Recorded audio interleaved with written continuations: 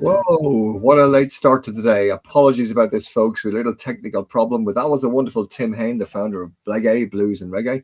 Uh, I've got with me here in the studio, I've got Wayne Denner, Safe Tech Talker, Safe Tech Educator. Wayne, thank you for joining in today. And I've got Claire Bomford, award-winning B2B marketing leader, marketing director, CMO, head of marketing, fractional marketer, you name it, top 100 marketing influencer, 2025, CMO Circle Motivator. Anyways, and a Sustack planner, I should say, and a CIM fellow, same as myself. Claire, welcome to the chat as well. We're going to be asking you to review some online courses for us towards the end of our chat today. We've had, I do apologize profusely, I won't bore you with the details, but we've started a little bit behind schedule. Wayne, is it all running smoothly? We are streaming live, no problem. We're going around the world, Paul. Right. Well, look, sorry about that. Thank you, Wayne, for fixing that. We're going to talk about anti-tech extremists, ChatGPT's Atlas, a warning for you. We'll talk about some outrageous behavior by various tech companies. The AI resist list we'll look at, and then we go more positive. That's AI for good, a wonderful video that Wayne has dug up. And we'll talk about AI success, how to increase the probability of success by starting with your workflows. We'll then be looking at the top 10 AI-free AI courses. And I'll mention the funniest ChatGPT video you will ever see, ever produced in the world. And we'll link it with all the notes, as always, on prsmith.org/blog. We'll put links to everything we talk about. So we are going to run over a little bit of time today because we've had a bit of a glitch, to be honest with you.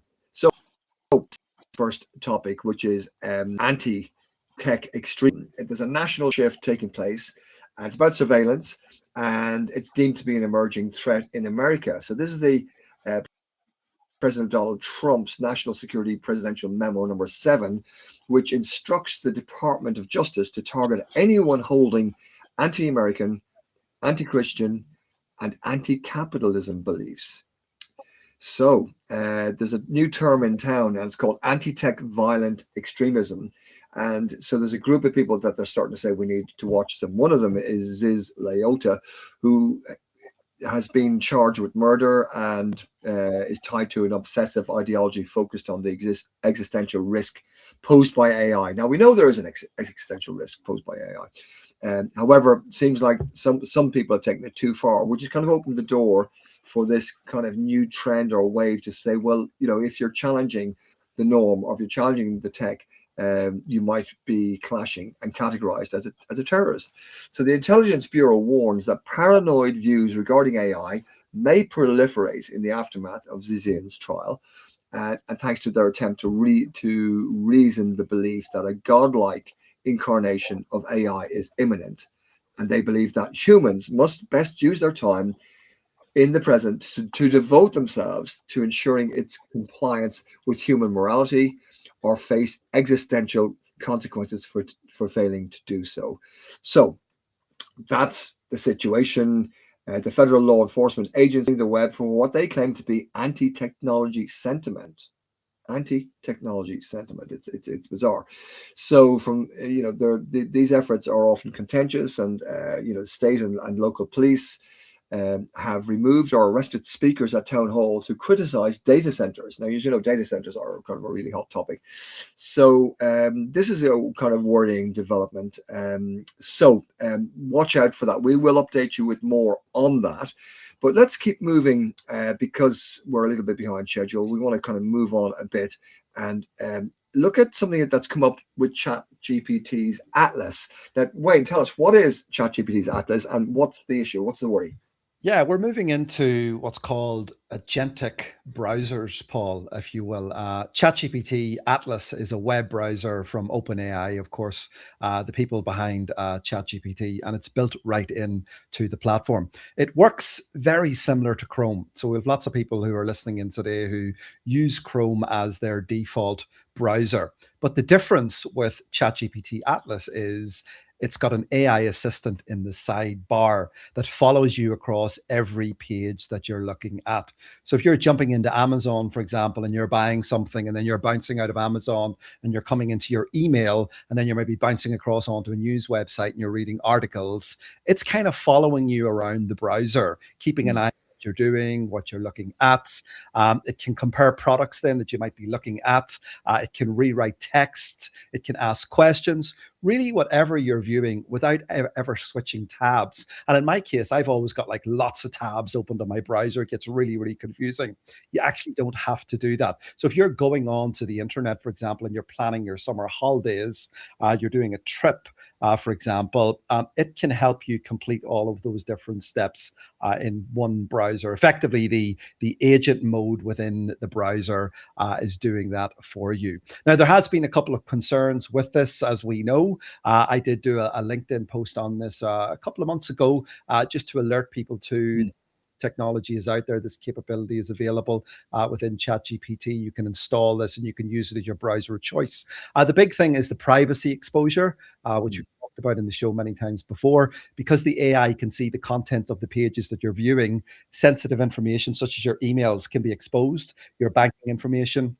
Your banking information. Yeah, your banking information. So if you're logging into your bank, for example, the agentic browser or the AI agent will see that information. The worry we have then is, and we've seen some examples of this already, where cyber criminals and bad actors can come with prompt injections. So what they can do is they can hide a piece of malicious code in the browser or the web page that you're visiting, and you can't see the code, but the AI agent can see it. And then that can prompt the AI agent then to go into your email account, for example, and forward all of your emails onto the cyber criminals or share your bank details with them. So again, this is a huge, huge concern from a privacy and security perspective. And my sort of guidance to people was be really careful if you're going to be experimenting with this particular development, ChatGPT Atlas. Do it on a computer, maybe that you're not signed in and logged in to any of your email accounts or your bank or wherever it might be, where if there was to be a prompt injection, you wouldn't be at risk. Wow, that's a worry. So don't let your bots go on. Trust them to do everything from your existing browsers. But the big thing with this, Paul, is you have to grant permissions to the agent, or i.e. the agentic browser. So you have to give it permissions to do things on your behalf. So in order for it to work effectively, you're going to be giving it access to your Amazon or your Gmail or wherever it might be for it to do its tasks. It will be asking you each time, we need permission, allow us to access ABC. Yeah, you'll likely do it once, which is why I'm never a big fan of signing in with Google into any of my systems, because again, if there's an issue or there's a compromise, then those details get leaked somewhere online. So I think people just do need to be mindful and careful. If you're going to experiment with this stuff, by all means, but make sure you're doing it on a closed system and that you're very, very mindful about what you're giving it access to, and you're aware of those security implications in particular around the prompt injections. Yes. Well, thank you for that, Wayne. And as always, we'll put a link to everything we talk about. So you've done a good post on it, Wayne. So we'll put a link to your post in there so people can actually sift through that and take their time absorbing the importance of what you just said there. Moving on to big tech companies owned by hairless billionaires. I mean, that's my headline. But this is from a speech that Natalie Kiriakou spoke in her talk, which was related to her new book called Nature's Last Dance, Tales of Wonder in an Age of Extinction. Now, I'm just going to ask you, Jerry, or should I say, I've given it away. Wayne, I'm going to ask you, who does that remind you of? And the answer is Jerry McGovern. You know, there's an echo here with this is an excerpt from her speech, which I thought was powerful. So she says, she said, we had access to more information than any other civilization in human history. And we used it chiefly to quarrel with strangers in glowing rectangles owned by hairless billionaires who discovered that they could monetize human misery, vanity, and emotional instability. We had robust scientific data, and we used it to form conspiracy theories, deny climate change, and perfect plastic surgery techniques. We built an economic system that prospers from oil spills, war, cancer, drug addiction, gambling addiction, mental health crisis, but we didn't consider human or environmental health amongst these.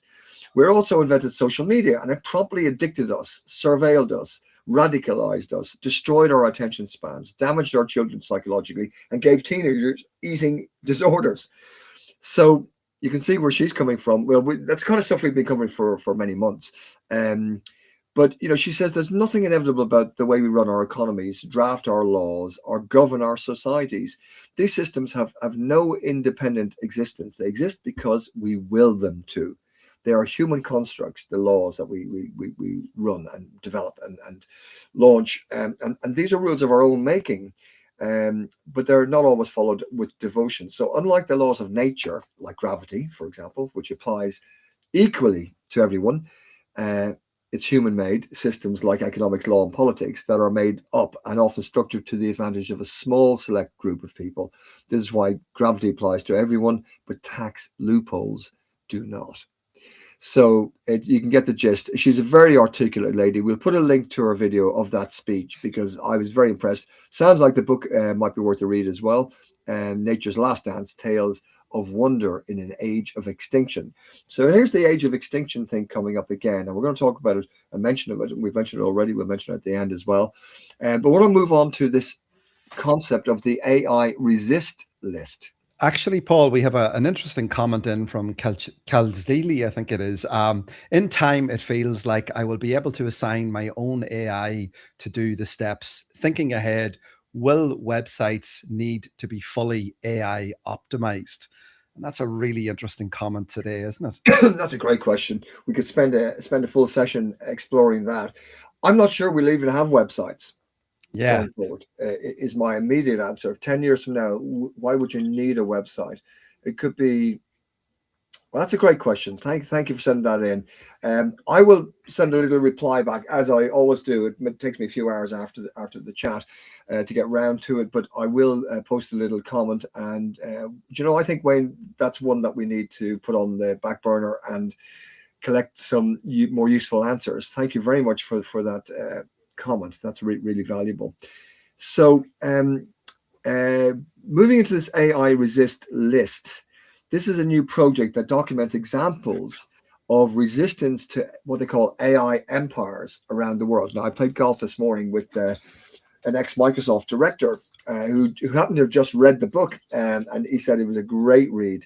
He really, this empires concept of AI is a great read. But this has been inspired by Choose Democracy's resist list, which is against authoritarianism.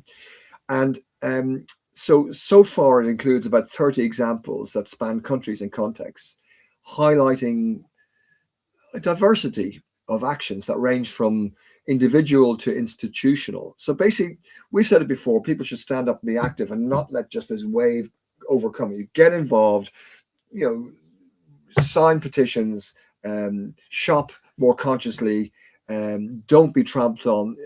We are a much bigger mass than we give ourselves credit for. And so this is some of that. So we'll put a list to AIresistlist.org. So you can have a look at it yourself. But it kind of suggests that resistance is blossoming everywhere, and anyone can shape the future of AI development. That's what it's saying. So amidst an onslaught of negative news, the project centers hope. So AIresistlist.org talks about standing up instead of getting trampled on by big oligarchs. The oligarchs are big brother, big bro tech companies, the oligarchs who behave like oligarchs. So that's just a little ditty that I wanted to mention to you. Just before that, though, I wanted to kind of throw something on the table about this AI resist list. I'll tell you what, we'll just put the link up on pearsmith.org/blog. You can have a look at it yourself, decide if it's of use for you. But I wanted to now move on back to you, Wayne, before we get across to Claire about this AI for Good video. Tell us about what this video is and whether you would watch it with your family or not. Well, I already have watched this video with my 2 teenage boys, and it's a fantastic video which caught my attention at the start of last week on LinkedIn. Interesting enough, the video was created by AI. It's a fantastic video to watch. The script now, of course, wasn't written by AI. The script was created by the human, but the AI put the video together, and it's got some very, very powerful and impacting messages. It's geared towards, and I suppose the core argument in this video is that if good men don't define healthy masculinity, bad actors will. And right now, we're seeing a lot of that on social media. And it's something that I'm really aware of as a parent of two teenage boys, a 16-year-old and an 18-year-old, how they're being influenced by other characters on social media apps and platforms, and really how that's defining what they perceive to be healthy masculinity. And I think anybody who's a parent of a teenage young man, or indeed a teenage boy, should be really, really thinking about this, the messages that they're seeing online. The interesting thing about this is it talks all about, you know, the importance of particularly young men making good decisions, making the right decisions, not being afraid to call things out, for example, that don't feel right, not going along with the crew just for the sake of it. And it talks about, there's a really, really great opening message at the start, which I think is so powerful. I don't need you smaller so I can feel taller. I thought that was a fantastic message. I don't need you smaller so I can feel taller. Now, the video is only about less than 2 minutes long. I think we should make a link available for the video in the show notes, because again, I sat with my two boys and they watched it. And I know that they're seeing a lot of content online, and I know that it made them pause and it made them think about some of the influences that they might be following online. Did they make any comments? They thought it was very good. They really liked the messages in it, is what they said to me. We talked about the importance of what was being said in the video around helping people out, about calling things out that don't feel right. And I think that's something we're really lacking of, is really good, positive role models for our young men in the online space. Actually, I see Gareth Southgate, the wonderful Gareth Southgate, ex-England football manager, they've done his letter to England, Dear England. They've made a series, they've made a play out down the West End, but they've made a series of 4 programs on it, theatrical stuff. But I saw him on Breakfast TV this morning. He is helping young men to enjoy being young men and to believe in themselves and boost their self-esteem. And so that's his mission at the moment, which is great to see. We need more of it. Tell me this: would your two boys, would they share that video with their mates? Well, I think they probably would. And that's one of the things I said, that, the link's available online. Maybe share that with other people within your community, within your, your Snapchat groups, and let others see it, because I think that's really, really important. There's another great line in the video, Paul: don't be influenced by men in flashy cars, flashy watches, and shiny suits.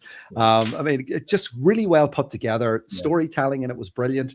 And also AI was used to put it together. So I think there's an example of AI being used for good. Yeah, that's kind of ironic. It's good to hear that. In fact, with my love those stories. It's great stuff, Wayne. With my game of golf with my pal, ex-Microsoft director, this morning, he was saying that there's hundreds of really good examples of AI. And I said, well, I don't hear them. They're not on mainstream media and not on my other media that I use. And he said, but you're whatever your kind of hold you're going down, you're getting more negative. There's so much. And I said, well, tell me if you. And he gave me a rake of examples. So we do need to say it can do a lot of good, and particularly in health and safety and those sort of areas. Okay, I'll tell you what we're going to do, because we had a delayed start. I'm going to skip the AI success, start with workflow for AI success. We'll do that next week. But I wanted to move on to Claire now. Claire, this is new stuff for us, but we wanted to kind of help people understand that there is lots of useful AI courses out there, some better than others.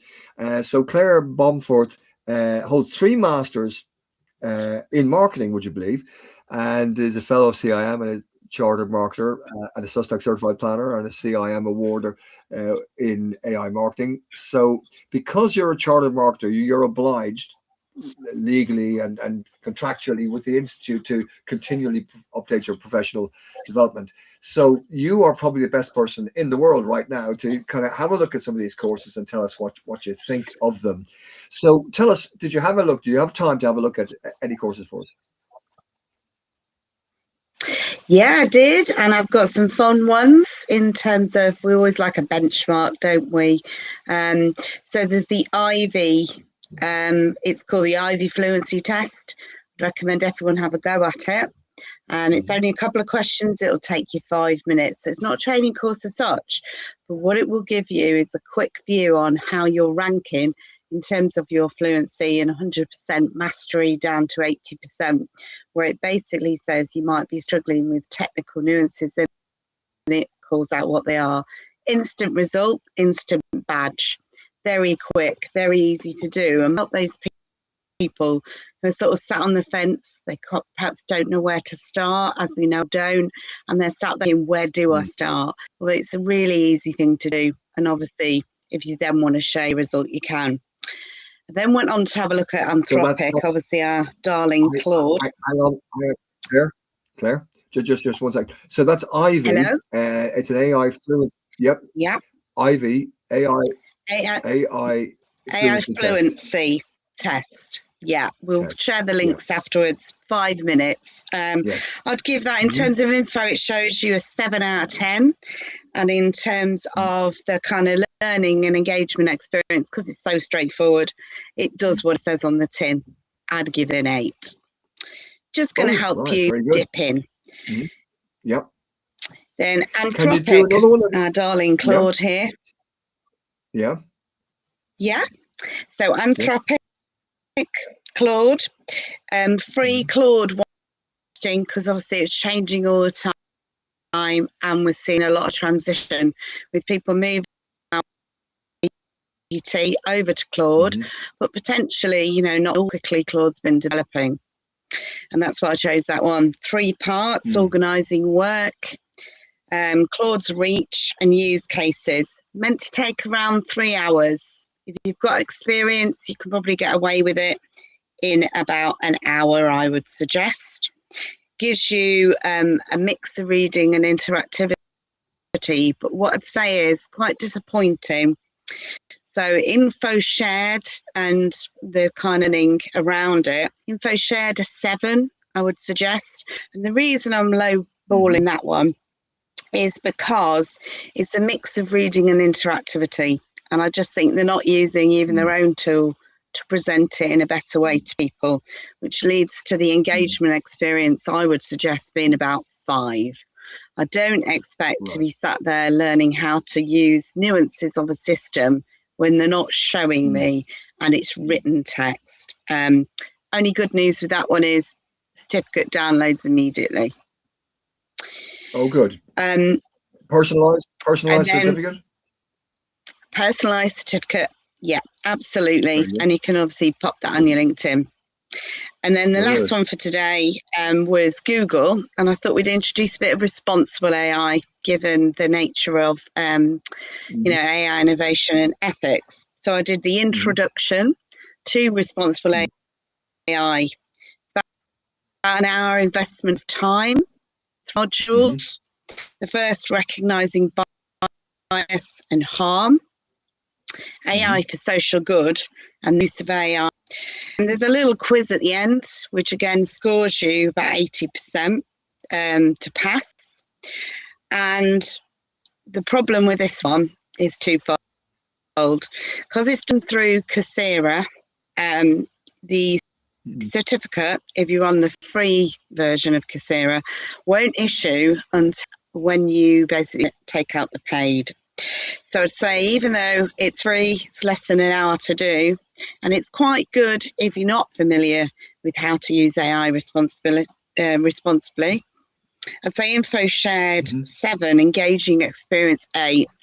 But again, I don't appreciate courses where they're selling themselves as free, and then you'd want to promote the fact potentially you've done it, and you would have to be paying the between £36, £48 to then basically get a certificate, because it won't issue it. So yeah, just a word of caution with all these free things. But again, if you're not familiar with the responsibilities around it, it will help you get your head around things to consider. Which would be your favorite out of all and that's three? it from me. Okay, can you hear us, Claire? My Wayne's got a question for you. Yeah, my favourite out of all three is content-wise, I would say the Google Introduction to Responsible, because of the in which it's presented. It's easy, and even though we should all be familiar with those concepts and terms, great, and they'd also updated it. So it had been updated within the last 12 days, whereas, as we know, things are very out of date locally. That'd be my favourite for today. Yes. Well, thank you, Claire, very much for that. Will you come back with a few more? Can you do a few more reviews of courses for us? Will you come back to us, Claire? I'll do a few more, and I was planning on looking at the squiggly. Yeah, I was planning on looking at the squigglies as well, the Squiggly Careers ladies, who offer sprints as well as programs and courses. So absolutely. Okay, great stuff. Thank you very much, Claire. It's great to have you on board. We're going to finish now because we had a late start, and our apologies for that. I did say I mentioned the funniest ChatGPT video you'll ever see.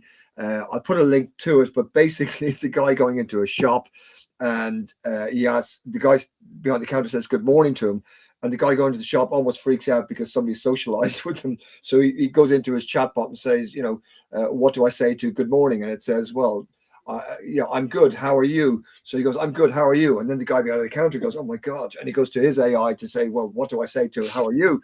And it just takes off from there. Honestly, it's brilliant. It's brilliant, isn't it? Absolutely. It just, I don't know, rekindles your belief in human humor and AI mixed together. Okay, next week I'll be in Dublin, but we'll have our chat the usual time. I'm actually speaking in London during the week at the AI Game Changers group, the London chapter's first conference or private chat, if you like. It's not an open ticket thing. It's a exclusive group of about 50 sort of senior punters exploring AI, but I'll keep you abreast of the AI Game Changers group, how that goes.